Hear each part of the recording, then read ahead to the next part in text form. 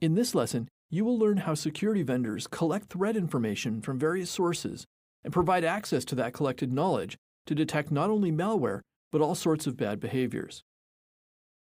In the early days of endpoint antivirus products, vendors needed a way to catalog all the known viruses so that their products could confirm whether or not a file contained a virus.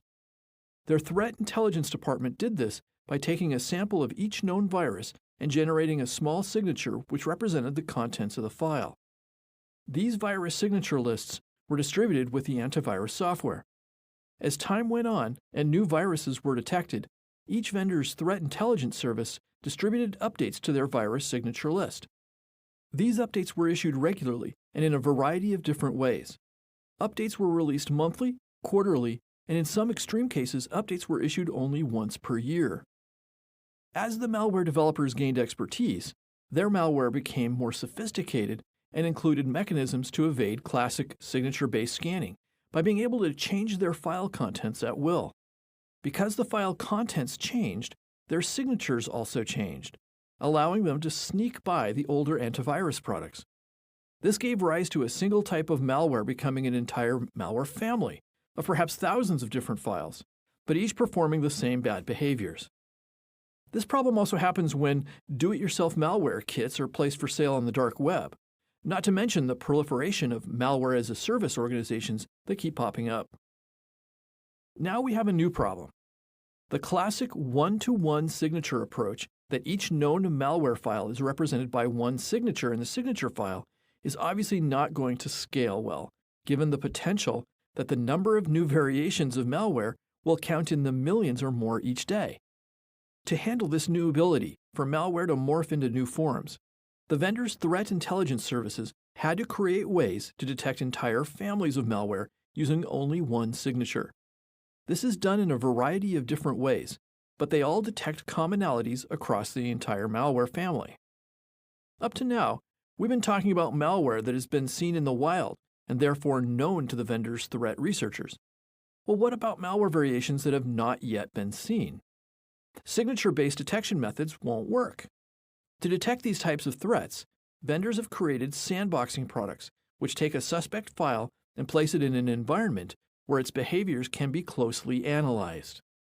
If the file does something malicious while in the sandbox, it's flagged as malware. Depending on the particular sandbox product and its configuration, the owner of the sandbox can propagate this new knowledge not only across their own network security environment, but also send the details to the vendor's threat intelligence service so that it can be shared worldwide and protect more people. Beyond sandboxing, the future of detecting previously unknown malware includes the threat intelligence service's use of artificial intelligence and machine learning to rapidly grade the security threat potential of files as they traverse the network. And it's not just about files. The threat intelligence service catalogs the knowledge about existing or emerging attacks, including the specific mechanisms of the attack, the evidence that the attack has happened, also known as the indicators of compromise or IOCs, implications of the attack, and even who the adversary is and their potential motivations.